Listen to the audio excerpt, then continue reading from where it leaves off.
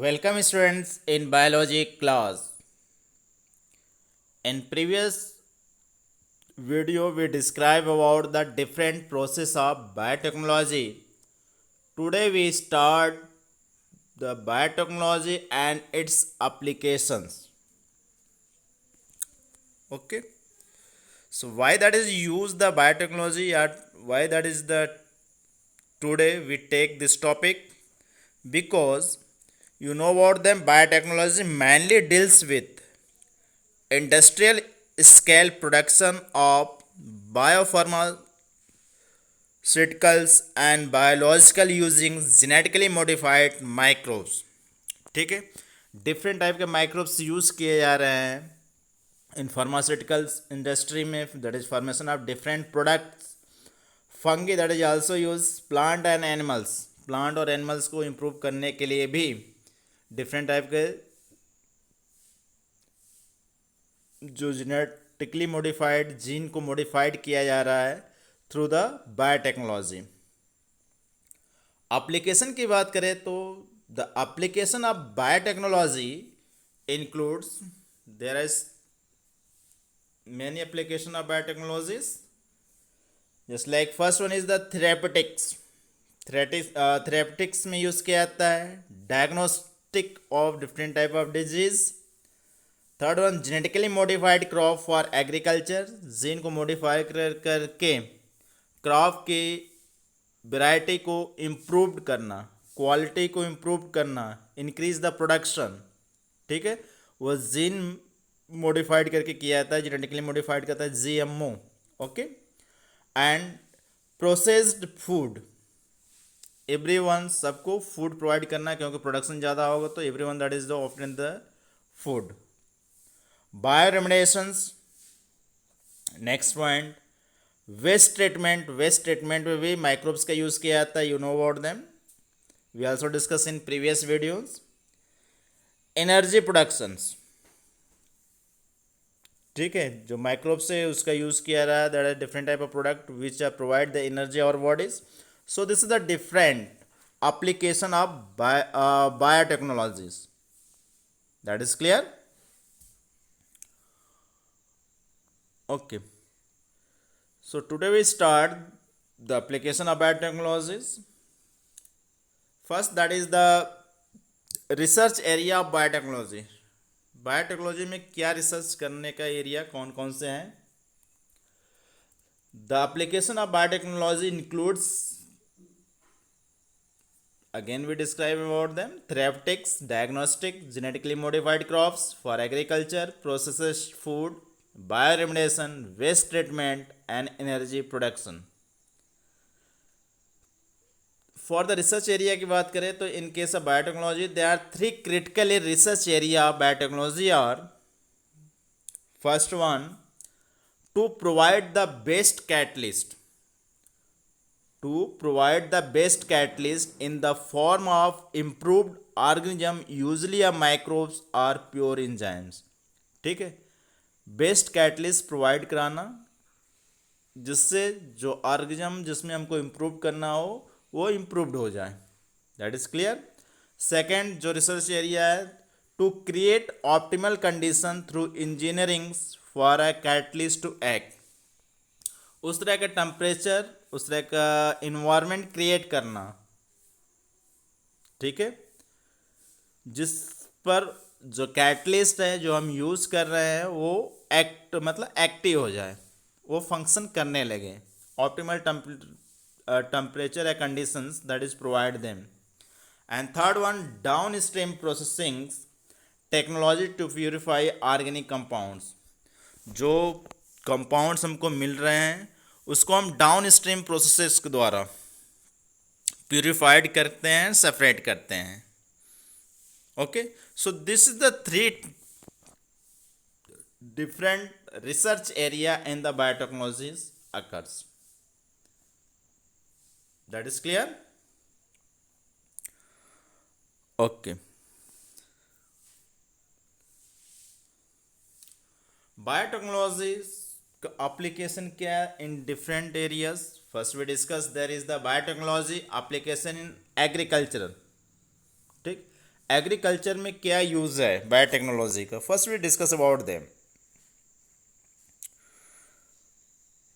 Option to increase the food production. Main इसका aim क्या है बायोटेक्नोलॉजी एप्लीकेशन इन एग्रीकल्चर में? कि increase the food production, food production को इंक्रीज कराना है। There are the three option to increase the food production. Three option है जिसके बेस पर क्रॉप प्रोडक्शन को मेनली इंक्रीज किया जा सकता है। First one is the agrochemical based agriculture. Agrochemical based agriculture means that is the use of improved variety of crops, use of agrochemical fertilizer, pesticides, etc. But it was not sufficient to feed the growing human populations. Okay. Second one, organic agriculture or organic farming.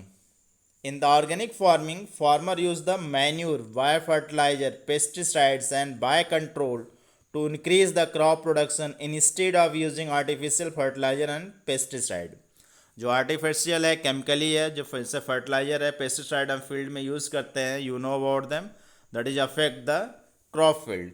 उसको हम improve या maintain करने के लिए field को, ठीक है, हम बायो कंट्रोल एजेंट यूज़ करें, बायो फर्टिलाइजर यूज़ करें, बायो पेस्टिसाइड यूज़ करें, ठीक है, जिससे प्रोडक्शन उसका इंक्रीज कर जाए। That is clear. यदि हम केमिकल जैसे यूज़ कर रहे हैं, फर्टिलाइजर यूज़ कर रहे हैं या पेस्टिसाइड यूज़ करते हैं, तो you know what the pesticide क्या होते हैं? This is the non biodegradable. और जब सरफेस पर आते हैं सॉइल पर, जो उसमें माइक्रोब्स होते हैं which are helpful for the degradation of dead material, उसको ये किल कर देंगे। जब किल्ड हो जाएगा तो जो सॉइल है, वो जो waste material which are present on the soil, they can not degrade नहीं होगा, तो ह्यूमस का फॉर्मेशन नहीं होगा, मीन्स सॉइल की जो फर्टिलिटी है वो धीरे धीरे क्या हो जाएगी? खत्म हो जाएगी। That is clear. तो उसको कंट्रोल करने के लिए हम केमिकली पेस्टिसाइड का नहीं यूज करके हम बायोलॉजिकल पेस्टिसाइड का यूज़ करें, बायो पेस्टिसाइड्स, ठीक है, मीन्स एंजाइम मॉडिफाइड कर दिया जाए क्रॉप में। That is clear, we discuss in later. Third one, genetically engineered crop based agriculture means the organic farming cannot increase the yield of crop to appreciable degree। यदि बहुत ज़्यादा इससे through improve नहीं हो रहा है quantity, the solution of this problem is use genetically modified crop. इसका एक सोल्यूशन है कि जीन को मॉडिफाइड कर दिया जाए क्रॉप के, जिससे उसका प्रोडक्शन बढ़ जाएगा। Genes of plant, bacteria, fungi and animals have been changed by manipulation। ठीक है, मैनिपुलेशन के द्वारा इसको हम चेंज कर सकते हैं। Therefore this organisms are called genetically modified organisms। जो चेंज होने के बाद जो ऑर्गेनिज्म बनते हैं उसको हम कहते हैं, उस तरह के ऑर्गेनिज्म को genetically modified organisms।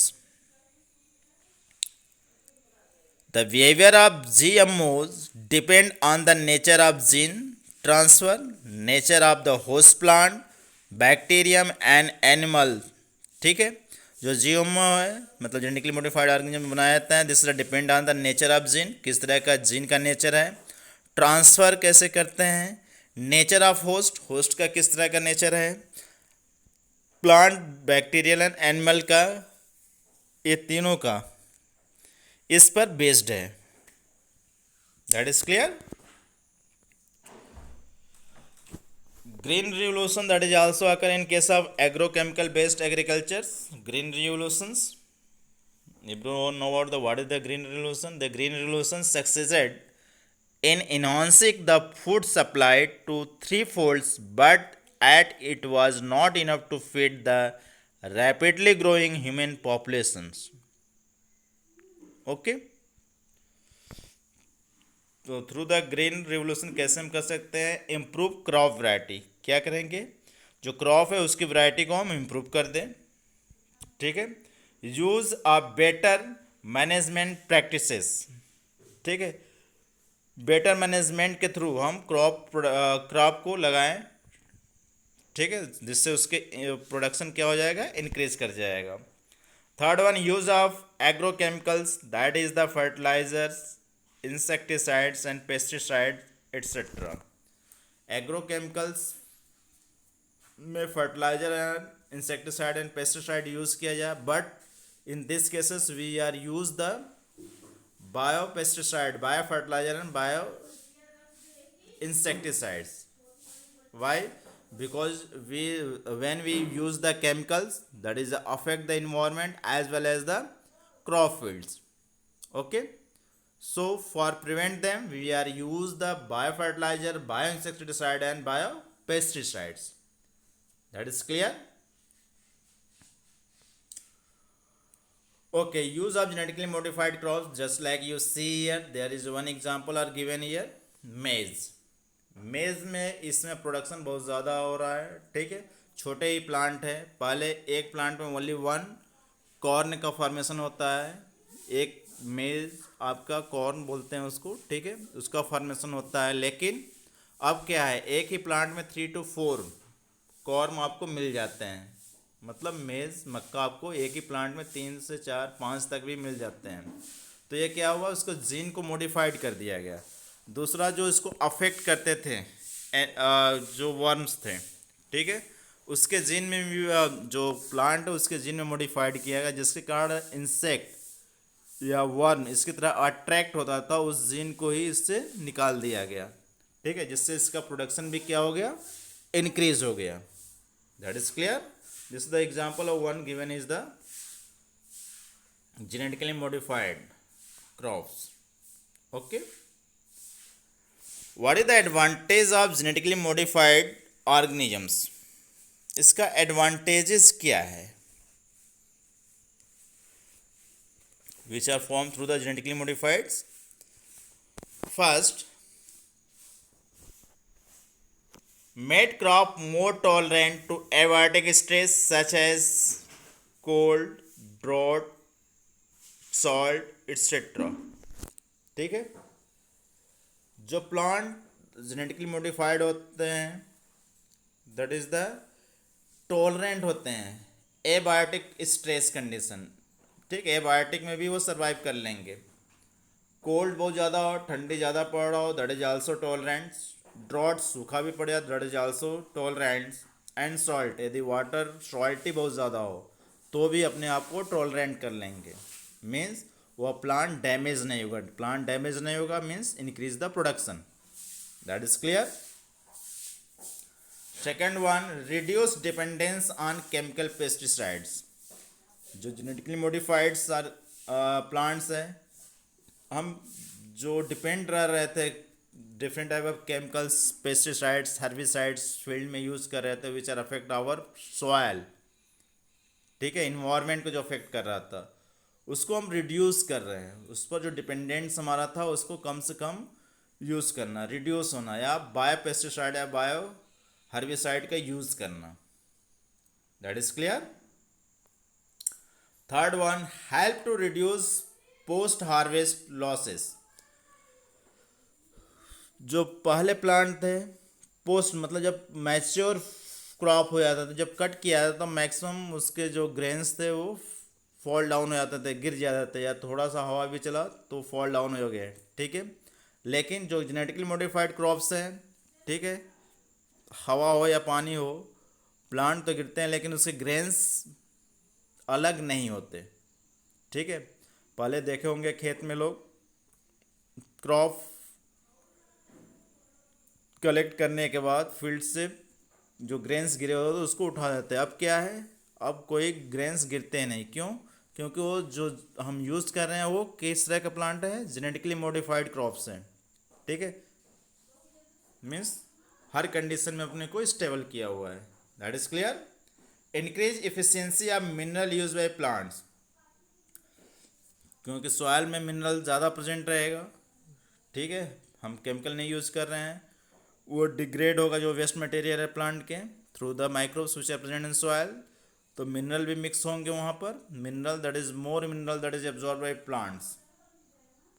ओके, तो उससे ज़्यादा से ज़्यादा मिनरल प्लांट को मिल जाएगा। That is clear. Next one, enhance the nutritional value of food. जो फूड की न्यूट्रिशनल वैल्यू है उसको इन्हांस कराना, बढ़ाना. जैसे golden rice, sweet potato and maize. इसमें you know about them, rice में, पोटैटो में, मेज में स्टार्च होते हैं, ठीक है. As well as that is increase here is the enhance here is the vitamin A in rich plants. इसमें vitamin A की मात्रा को भी इनरिच कर दिया गया, बढ़ा दिया गया. That is clear. Production of pest resistance plant, for example BT cotton, BT corn, rice, tomato, potato and soybean to decrease the use of pesticides. ठीक है, ये क्या कर रहे हैं, बायो पेस्टिसाइड जो यूज़ कर रहे हैं, केमिकल पेस्टिसाइड जो यूज़ कर रहे हैं, तो उसको रिड्यूस करना.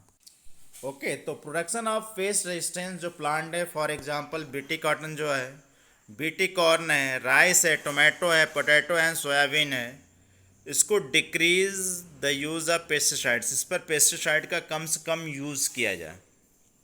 ठीक है, तो हम क्या यूज़ करते हैं यहाँ पर, that is use the genetically modified seeds. Gene को ही मॉडिफाइड कर देते हैं प्लांट के इसके, ठीक है, जिसके कारण जो प्रोडक्शन है वो इंक्रीज कर जाता है. That is clear. Next one,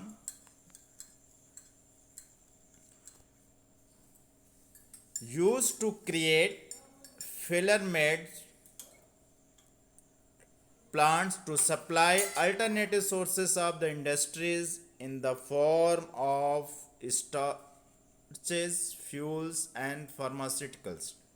ठीक है, इसके डिफरेंट जो प्रोडक्ट हैं, alternative source that is provide for the industries, जैसे स्टार्च प्रोडक्शन बढ़ाना, फ्यूल्स एंड फार्मास्यूटिकल्स के लिए, that is the formation of different type of products which are helpful for the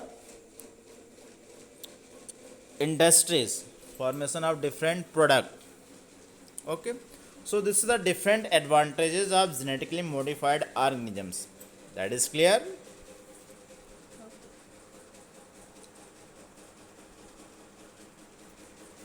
Okay, thank you for watching the videos. यदि आपको ये video पसंद आया हो तो इसको सब्सक्राइब करिए, लाइक करिए एंड शेयर करिए, आइकन बेल को प्रेस करिए. Thank you for watching the videos.